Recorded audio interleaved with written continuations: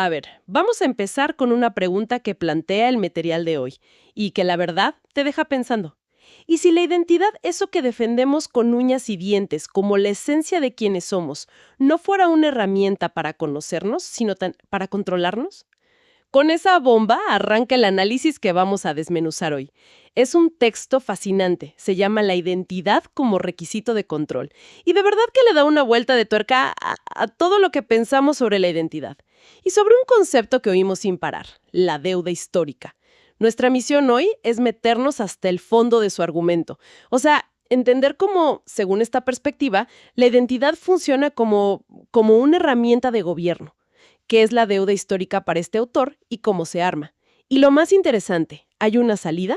¿Propone el texto alguna vía de escape? Claro, y para no perdernos, el propio texto nos da un mapa muy claro que podemos seguir. La idea es, primero, explorar esa distinción que hace entre ser un organismo libre y actuar como un personaje, como dentro de un guión. Después, nos vamos a clavar en la arquitectura de la deuda histórica. O sea, cómo se fabrica un culpable sin que haya cometido un crimen, usando categorías en vez de hechos. Vamos a analizar por qué esta deuda, según el autor, está diseñada para ser impagable, y cómo eso se traduce en obediencia. También es clave el paralelismo que traza con la idea del pecado original. Es muy revelador. Y bueno, cerraremos con su conclusión, que es bastante radical. Dice que la única forma de desactivar todo el mecanismo es rechazar la identidad colectiva. Así, de plano. De acuerdo, pues arranquemos con esa primera idea que me parece el cimiento de todo lo demás. La afirmación es durísima, ¿eh? La identidad no nació para que te encuentres a ti misma, sino para que otros te puedan manejar. Y para explicarlo, usa esta metáfora del organismo contra el personaje. El organismo, entiendo, es el ser de carne y hueso, el que respira, el que simplemente es, y el personaje es otra cosa. Es una construcción, como un actor con un libreto que no escribió. Exacto. Y aquí es donde se pone interesante, porque es más fácil controlar a un personaje que a un organismo. El texto argumenta que el personaje vive y muere en un plano simbólico. Su valor depende de cosas como el honor, la reputación, el estatus. ¿Lo que piensan los demás? Justo. Todo dentro de una narrativa social. Y esas cosas se le pueden quitar. Puedes cancelar a un personaje, humillarlo públicamente, manchar su nombre. Es un castigo simbólico. Pero a un organismo, al ser vivo en su estado más puro, ¿cómo lo castiga simbólicamente? Le da igual la reputación. Por eso, insiste el autor, la sociedad nos empuja a identificarnos con un personaje, no para liberarnos, sino para hacernos gobernables, para que nos importen esos castigos. Y la deuda histórica es, bueno, la presenta como la versión más sofisticada de esta tecnología de control. Ok, me queda clara la premisa. Entonces, si la deuda histórica es esa tecnología de control, ¿cómo funciona? ¿Cuáles son las piezas? El texto dice que su arquitectura tiene 3 elementos. Primero, necesitas un grupo culpable. Segundo, un grupo herido. Y tercero, un marco moral, que básicamente obliga a los primeros a una reparación que nunca termina. Pero lo que me vuela la cabeza es la afirmación de que puedes montar todo este tinglado sin un solo hecho. O sea, sin que la persona que acusas hoy esté conectada con la falta original. ¿Cómo es posible? Ahí está lo que el texto llama el truco, o la maniobra maestra. Reemplazas al individuo por la categoría. Dejas de ser una persona con una biografía, con acciones concretas, buenas y malas, y te conviertes en una abstracción, en una etiqueta. ¿Ya no eres tú? Ya no eres tú con tu nombre y apellido. Eres el hombre, eres el privilegiado, el opresor histórico. Pensemos en una discusión en redes. Rara vez se le responde al argumento de María, que trabaja en finanzas y opina esto. Se le responde a una mujer privilegiada o a alguien de la élite. Se borra a la persona. Se borra la persona real con sus vivencias y se le pone la etiqueta. Según el texto, ese es el mecanismo. O sea, te vuelven responsable de actos que no cometiste, que ocurrieron quizás siglos antes de que nacieras, solo por pertenecer a un grupo. Exactamente. Y por eso el texto lo conecta de forma tan directa con la estructura del pecado original cristiano. Es una secularización de esa misma lógica. Naces con una deuda que tú no contrajiste. Una mancha. Una mancha que no es tuya, pero que cargas. Solo que ahora no es teología, es política. Se aplican narrativas de género, de raza, de clase. La cita del texto es lapidaria, dice, lo que antes era teología, hoy es política. ¡Qué fuerte! ¿El mecanismo es el mismo? El mismo, solo que se cambian los nombres de los actores. Entiendo. Entonces, primero creas la categoría, como el opresor. Pero, ¿cómo haces para que una persona real acepte que esa etiqueta le pertenece, aunque sienta que no ha hecho nada malo? Supongo que ahí entra esta idea de la sustitución simbólica, ¿no? Justo ahí. Esa es la maniobra psicopolítica clave que describe el texto. Al sistema que impone esta deuda no le interesa lo que hiciste. ¿Le interesa lo que eres? Más bien, lo que representas. Hay una frase en el análisis que me parece el corazón de todo. Es escalofriante.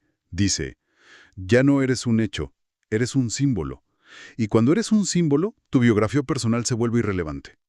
No necesitan demostrar que tuviste una conducta dañina, solo necesitan demostrar que perteneces a la categoría dañina.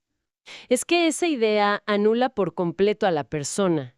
Significa que no importa lo que hagas o dejes de hacer en tu vida, no importa si eres una buena persona, si tus acciones son éticas, si la etiqueta te cae encima ya estás juzgada. Y las consecuencias son brutales. Quedas atrapado en una ficción que no creaste. La culpa se puede heredar de generación en generación sin problema, porque no se transmite de persona a persona. Sino de categoría a categoría. Exacto. Tu identidad en esta visión funciona como el vehículo, como la jaula que permite esa transmisión. Se elimina por completo la necesidad de evaluar la vida de alguien. La pertenencia al grupo es suficiente para asignar la sentencia. Ya no se juzgan hechos. Se juzgan símbolos. Y esto nos lleva a otra de las ideas que me parecieron más cínicas y a la vez más lógicas dentro de este argumento. La deuda histórica, por diseño, tiene que ser impagable. No hay una cantidad de dinero, un acto de contrición o una política pública que pueda saldarla. La expiación es infinita. La pregunta es obvia. ¿Por qué? ¿Por qué querrías una deuda que nunca se paga? Suena hasta contraproducente. Suena contraproducente si tu objetivo es la reconciliación o la justicia, pero según el texto, ese no es el objetivo. El objetivo es el control. Ah, claro. Y una deuda eterna es la herramienta de control perfecta. El autor enumera los efectos. Primero, genera obediencia permanente, porque el deudor siempre está en falta, siempre tiene que andar con cuidado. Segundo, produce autocensura.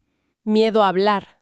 Sí, la gente se calla por miedo a decir algo incorrecto que aumente su culpa simbólica. Tercero, un temor constante a disentir del marco moral dominante. Y por último, induce una sumisión emocional, una necesidad de estar pidiendo perdón constantemente por algo que no hiciste. El contraste que hace el texto es muy potente. Dice, un individuo sin culpa es inadministrable. Un individuo con culpa heredada es maleable. Esa palabra maleable es muy fuerte. El texto da ejemplos de cómo se ve esa maleabilidad en el día a día. No los da explícitamente, pero podemos inferirlos, ¿no? Esa maleabilidad se ve en el empleado que en una junta no se atreve a cuestionar una iniciativa, por miedo a ser etiquetado de insensible. Se ve en el artista que evita ciertos temas por temor a la reacción del público. O en la persona que modula su discurso para no meterse en problemas. Justo, es lo que el texto llama un control por saturación emocional. Te ahogan en una culpa abstracta y te convierten en un deudor perpetuo de ficciones colectivas. Ya no obedeces a un rey y a un dictador, obedeces a una narrativa. Y para que esa narrativa se mantenga viva, el texto dice que necesita un ingrediente fundamental, el conflicto. Argumenta que la deuda histórica no busca cerrar heridas, sino mantenerlas abiertas, echarles sal de vez en cuando. El conflicto entre el grupo culpable y el herido es la gasolina del motor. Totalmente. Si lo piensas dentro de la lógica del texto, tiene todo el sentido. Sin un conflicto que las defina, las fronteras entre los grupos se empiezan a borrar. Si ya no hay un opresor claro contra quien luchar, la identidad del oprimido pierde su eje, güey. Y viceversa, supongo. Y viceversa. Las etiquetas se debilitan, la narrativa pierde fuerza y el poder simbólico que se ejerce a través de ellas se viene abajo. Por eso el autor afirma de forma muy polémica que las políticas identitarias necesitan, estructuralmente, oprimidos permanentes y opresores permanentes. O sea que la paz es una amenaza para este sistema. Exacto. El conflicto no es un error del sistema, es su condición de existencia. Una sociedad que realmente sana, que supera sus divisiones y donde la gente empieza a tratarse como individuos de nuevo, deja de ser gobernable a través de estas identidades rígidas. Se acaba el negocio. Después de este diagnóstico tan oscuro, uno esperaría que no hubiera salida, la verdad. Pero el texto da un giro y propone lo que llama el punto de ruptura. Dice que todo este edificio de culpas y deudas se derrumba en el momento en que se reconoce algo muy simple, pero al parecer muy difícil de ver, que no existe un tú colectivo que pueda heredar nada. Cuestiona la existencia real de esos bloques monolíticos como los hombres, los blancos, los privilegiados. Y ese es el desenlace de todo el argumento. La deuda histórica solo funciona si tú, como individuo, te crees la ficción. Si la compras, Si la aceptas como algo real, tangible, como parte de tu ser. Pero en el instante en que la ves por lo que es, según el autor, una construcción mental, una categoría, no una realidad, la deuda se esfuma, desaparece. El texto es muy tajante aquí. Solo existen organismos individuales, cada uno con su historia concreta. Y no hay ninguna línea mágica, ninguna conexión ontológica que te una a los actos de cuerpos que murieron mucho antes de que tú nacieras. usa una analogía muy buena. Dice que es como despertar de un sueño. Mientras estás dormida, las reglas del sueño son absolutamente reales y las emociones son intensísimas. Pero al abrir los ojos, te das cuenta de que nada de eso era real y el miedo o la alegría del sueño simplemente se desvanecen. Esa es la clave. El despertar es darte cuenta de la ficción. Y esto lleva a la conclusión sobre la persona que lo logra. Según el texto, un individuo que renuncia a identificarse con cualquier colectivo, y subraya, con cualquiera, no solo con el que le asignan como culpable, se vuelve ingobernable para este sistema. No lo pueden culpar. Porque no está en la categoría. Exacto. No lo pueden manipular con narrativas de grupo. No lo pueden reclutar para la guerra cultural de ningún bando. Es como si se saliera del tablero de ajedrez. Deja de ser una pieza, ya sea un peón o una reina, y simplemente se va del juego. El texto dice que abandona la gramática del conflicto. Vuelve a ser un organismo. Y un organismo, como dijimos al principio, no puede ser gobernado con símbolos. Por eso la conclusión es tan redonda. La identidad es el requisito para el control. La deuda histórica es su mejor herramienta.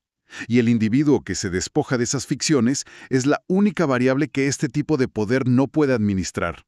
En resumen, el viaje que nos propone este material es intenso.